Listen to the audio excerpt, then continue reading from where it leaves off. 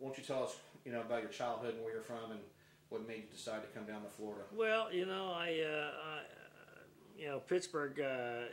If I had never been exposed to Florida and the white beaches down here, I wouldn't have known anything about it.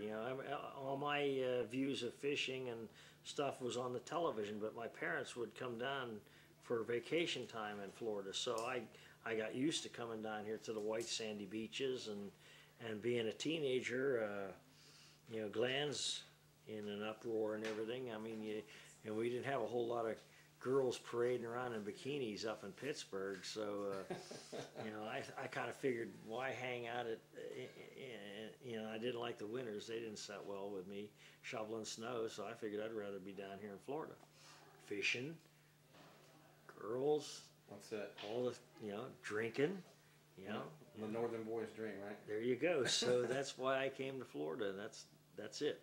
Beautiful. Did that answer your question? That's beautiful.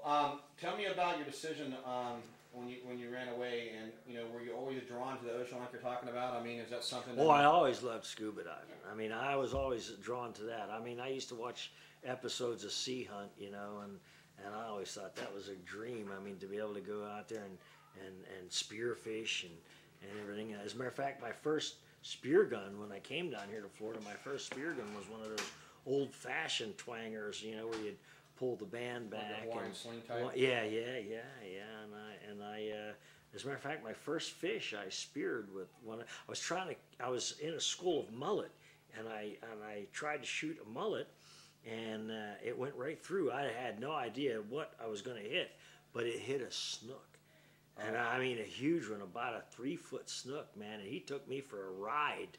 Yeah. I mean, I wasn't expecting that, so it was a big thrill. Yeah. But, Yeah.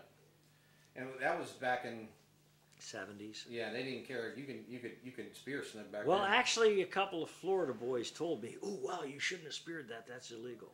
Yeah. So. But so you had to put it back. Well, yeah, I put it back in my belly. Yeah. All right. So when did you decide to write the Sharkman of Cortez, or when you started? You probably wasn't what you thought the title was going to be back then, right? I know where you're going with this. The original manuscript was called Shark Hunt, and I wrote that book. Actually, when I first started out trying to catch sharks, it was mostly the beer and tattoo crowd trying to tell me how to catch them, and none of their ideas of how to catch sharks really worked. And a lot of guys would say, "Oh yeah, I caught a 2,000-pound tiger shark off of Longboat Pass or something." I'd say, "Well, good. Can I see a picture?" And they didn't have no pictures, Yeah.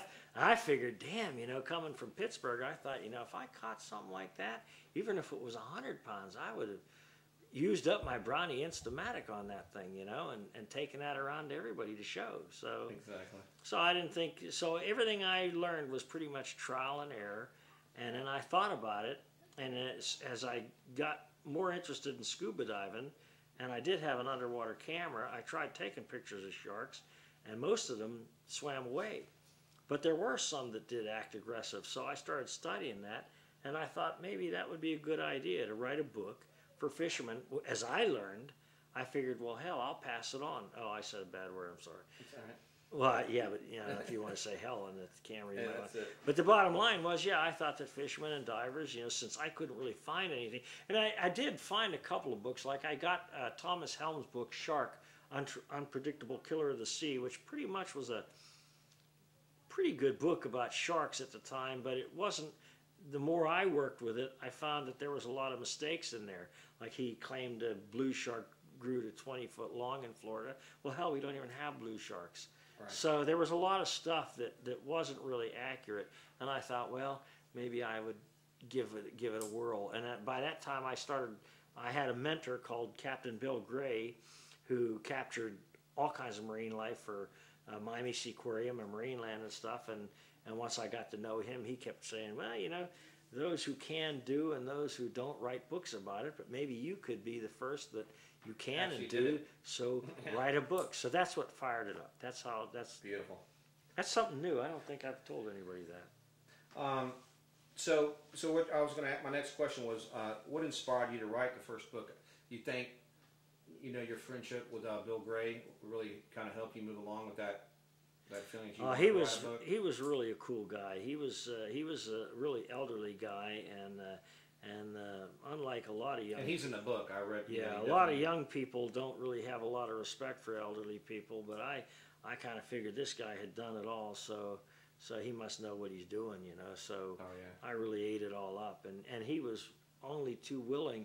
Once I started my business with my first wife, capturing marine life live for tourist attractions, he was only too happy to give me a lot of information and methods of fishing. So I drank it all in. I mean, did you actually bring some your sharks to him too, right? Or no? Yeah, I started working at the Miami Sea Aquarium for a while down there. I went out on their boat and learned their long line method and how they, of course, they had methods that were not possible for me. I mean, they had a boat where they would bring the sharks into a live well into the stern and bring them back. Well, I didn't have no 50-foot boat, but I had to, you know, kind of create my own kind of methods of bringing the sharks in from small boats like a 20-foot boat. Actually, my first boat was a 16-foot Boston Whaler, and I devised a method of a yoke system that I designed where I could put these boxes down in the water and keep the sharks submerged and bring them in that. So and I was going to ask you about that. So when you had those boxes on those, did you use styrofoam or some type of pontoon, or how did you? No, the box is actually hung from the yoke. That's why I called it the yoke. Okay.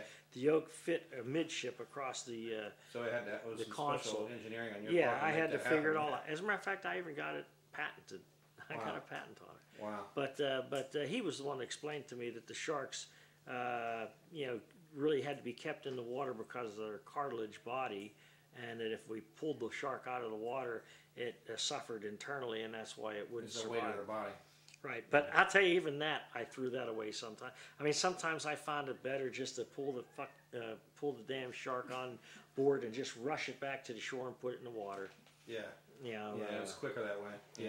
Yeah, a lot quicker. I thought that they they suffered more. The weight and the drag, it took you a long time to bring. Yeah, exactly. I found that they suffered more from the long hold back to the shore, and I wanted to get back to the beach as quickly as I could and get them back into the pens, and it worked out pretty well. I think in your book you said you lost a dusky. You think it was because it took so long to get back? Yeah. Well, the dusky was pretty big. I mean, the bottom line is the smaller the shark, if you captured sharks 3, 4, 5, 6 foot long, they survive better than the 10 or 12 footers. But you could always catch one of those cantankerous tiger sharks, big one that would survive. You know?